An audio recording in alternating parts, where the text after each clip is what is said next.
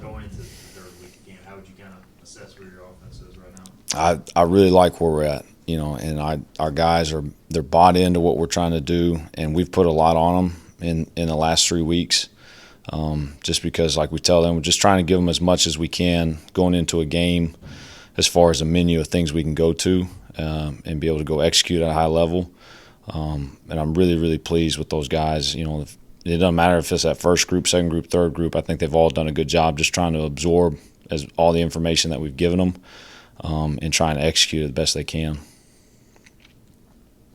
Coach used to say with the quarterbacks, it sounds like you all continue to rotate a little bit. Said the next 3 days could play a big role in how it goes going forward. Just kind of how would you update that competition? Yeah, I mean the last 7 months have been big, but this week is huge for those guys. Just just Coach Houston and I wanted to make a decision as fast as possible, just so that guy can get as many reps as he possibly can, with that first group. And it's hard because they've both done a great job. They're both executing at a high level.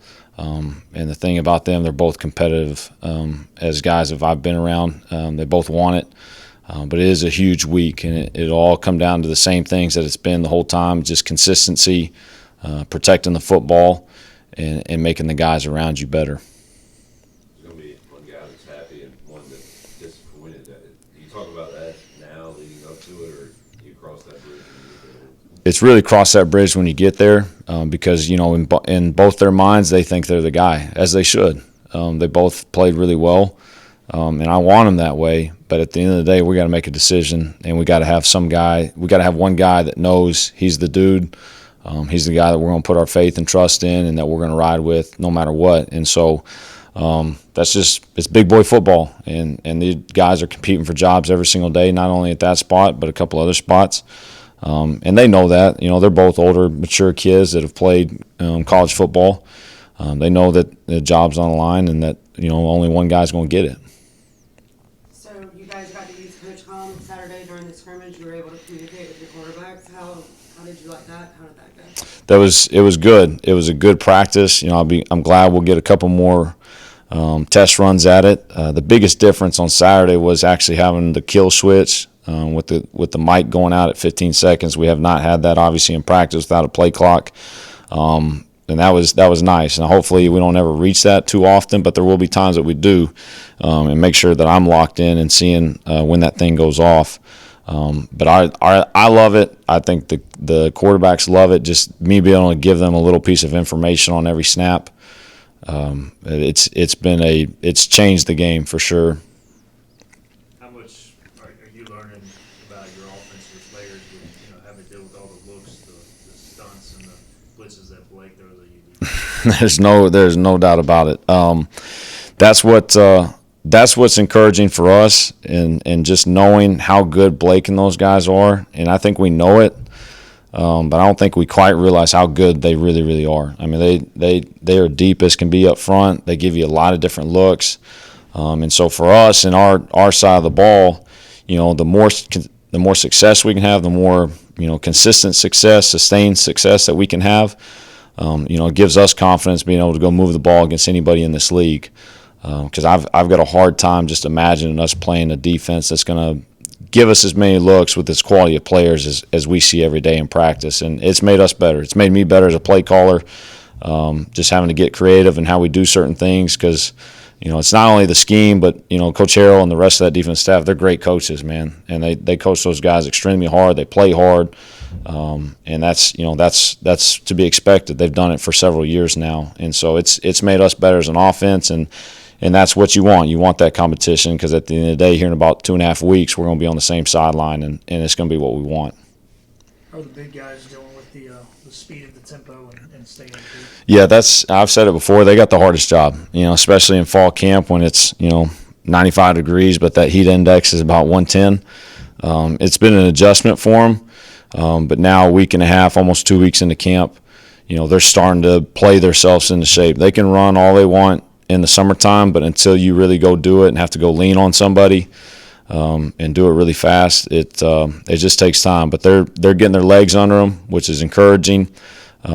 I thought it jumped on them a little bit in the scrimmage. We came out quick, executed at a high level, and all of a sudden we got tired and we didn't execute at the same level. We missed communications up front, and that just takes time. And the other thing is those scrimmages it's not a real game because they go and then they're up about 5 minutes later. You're not getting that break in between series, and so. But it trains them for the real deal, and I like where they're at. I love where they're at. I love the way that they're playing. They're playing with a certain edge and physicality, and they got to be the guys that lead up front for sure. Coach used to mention some sloppiness Saturday, and we may have on some over there, but how about offensively? Is it fixable stuff you identified and talked to the guys about? No doubt, and that's that was the message yesterday. I was disappointed with Saturday, but I was not discouraged. If you're discouraged, you don't have hope. You've lost hope in what you're doing or the people around. I was disappointed because I have high expectations for what we have in the room, and a lot of it came down to just not operating when we're tired, and that again that takes reps, that takes time. That first scrimmage, you're 10 days into camp, and guys are still playing themselves into shape for where we need to be. But that was the thing, is everything was fixable. It's not a personnel issue. It's not a quarterback issue. It's simply just not doing the simple things that we've done all spring and all camp. And the guys know that, and that's the thing of where we're at now. I feel like within the process is as soon as things happen like that, the guys know it. That I don't have to tell them. Coach Maggs don't have to tell that old line. They know when they screw something up, and that's what's encouraging to me is those guys are starting to figure that stuff out for themselves. What's it been like having Rajay back full go? How has he looked during camp? It's been nice. Just not only just the player that he is, but just the leadership. You miss that. Just a guy that's got a smile on his face. That when a run's there, he's going to hit it. But just his overall leadership more than anything. You love the great player, but you love the person even more. And just the energy that he brings. Can't wait to get Marlon back rolling here soon. And I feel really good about where that room will be. With the receiver room, who's impressing you right now? I know Chase is a little banged up, but who's kind of stepping up? Yeah, it's really by committee, and I've said that all along, and it's going to take every guy in there because I could tell you the usual names that Winston and Anthony and those guys, but we had a 5-play cut up this morning in the unit meeting about Brock Spalding and how he's played this fall camp and how he's played with the ball and without the ball in his hand. The times that Jari's been in there, he's been electric with the ball in his hand. You got young guys flashing, which is what you want. And so there is some real depth in that room. The hardest part for us is just going to be finding ways to use everybody. And we've got ways, but we got to get the ball in certain people's hands because we've got a lot of explosive guys in that room. Are you hoping once a guy does get in the game that he's in there solely for that entire drive? That way you don't sub, therefore the defense can. Yeah, exactly. That's the whole point, and that's why, we have mechanics of, when we can get guys in and when we can sub. But other than that, they got to know when they're in the game, they don't come out because of just how we play, how we want to play. When you start doing that, it gets hard to do. And with y'all obviously been rotating quarterback throughout camp, has it been challenging at times to find a rhythm from day to day? Has that been a side effect at all, or is that how would you assess that? No, I wouldn't say so because I don't change the way we call the game when either one of the guys in there. They're both really talented. They got big time arms. They're both kind of equal athletically, and so that's what's been nice. For me, just being able to call the game the same way. I don't feel like I have to change anything up from guy to guy. They probably would tell you differently. They probably feel like they struggle getting a little rhythm just because they're looking out there at different times with different people.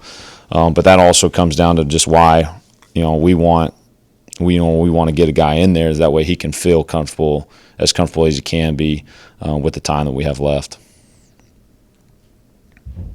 Anything else for Coach? Thank you, Coach. Appreciate it.